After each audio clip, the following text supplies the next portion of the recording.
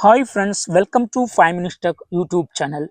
In this video, we will learn how to change language in Truecaller. First of all, open Truecaller in your phone.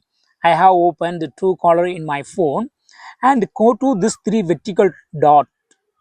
Just click on this vertical dots and here you go to go to the settings icon and here you go to go to general and here you will find language.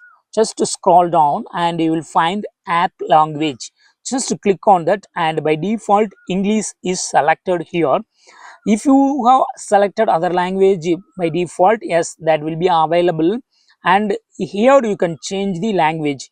If you would like to use any language, you can just select the language of your choice. Here if you would like to choose this Hindi, yes, click on Hindi so that language will be changed to Hindi. Okay, so in this way you can easily change app language. Okay, if you would like to change back to default language again, go to the same settings and then click on English again and it will revert back to the default language that you have originally selected.